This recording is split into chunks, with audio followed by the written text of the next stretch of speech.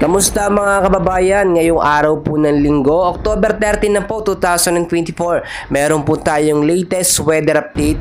But before that, huwag niyo po munang kalimutan na i-like at i-subscribe ang ating channel for more weather updates. Maraming salamat po. Mga kaibigan, wala po tayong monitor or binabantayan na anumang bagyo sa loob at labas ng Philippine Area of Responsibility. Pero teka kaibigan, meron tayong na monitor or nakikita sa radar na mahinang low pressure area na may layo pong 596 kilometers east of Bicol region. Ito po ay nasa loob ng PAR pero hindi ito magiging banta sa ating bansa dahil inaasahan within the next 12 to 24 hours ay posible din itong malusaw po mga kaibigan.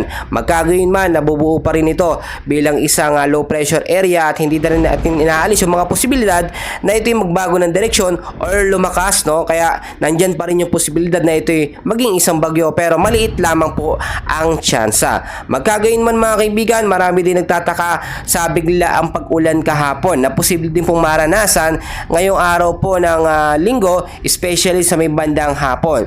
So yung naranasan po natin bigla ang bugso ng napakalakas na pag-ulan na nagpabaha po sa ilang bahagi po ng Metro Manila mga kaibigan ay ito pong mga localized thunderstorm. So kahit localized thunderstorm lamang mga kaibigan, parang bagyo din po ang lakas niyan kapag bumuhos talaga, no?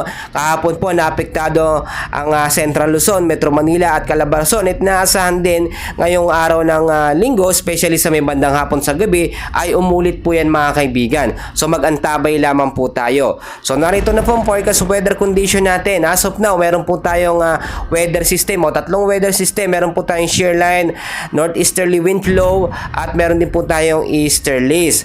Forecast weather condition sa area ng Batanes at Cagayan, asahan natin ng medyo maulap na panahon sa bandang hapon at sa gabi naman may mga isolated light rains and heavy rainfalls dahil sa shear line. Ito po yung pagsusulubong ng malamig at mahinit na hangin sa karagatang Pasipiko. So inaasahan ng posibleng pagbabaha sa mababang lugar at landslide po sa mga landslide prone area. Sa area naman po ng Isabela, Aurora, kasama na rin po ang Quezon, asahan natin na medyo maulap na kalangitan sa may bandang hapon. At sa gabi, no, posibleng magkaroon mga biglang buhos ng pag-ulan dahil sa easterlies, kasama na rin po ang localized thunderstorm. Sa area naman Bicol Region, the rest ng Cagayan Valley, asahan din natin ang partly cloudy to cloudy sky with isolated rain showers or thunderstorms. Pagdating sa gabi, dulot yan itong easterlies o yung mainit na hangin na nanggagaling po sa karagatang Pasipiko. Dito naman po sa ilang bahagi ng Luzon, Metro Manila, asahan po natin ng medyo maalinsangan at maaliwalas na panahon sa umaga, no? Pero may tsansa ng maging maulap na panahon pagdating sa hapon at sa gabi dahil po sa mga localized thunderstorm tulad ng nangyari kahapon. So maging handa na rin po tayo sa posibleng banta ng biglaang pagbabaha, gayon din po sa mga landslide prone area. So mga kaibigan ko, kahit wala tayong bagyo na binabantayan, no, sa loob ng ating bansa, mas maganda na nakahanda po tayo anumang oras. Dahil po itong mga thunderstorm na ito, minsan mas malalakas pa yan sa mga bagyo. Nakita naman natin, no? Hindi tayo nakahanda tapos yung biglang bubuhos ang malakas na ulan, init tapos biglang ulan, diyan po minsan nagkakaroon tayo ng mga sakit, no? So mas maganda, umiwas na lamang po tayo kapag merong malalakas na pag-ulan.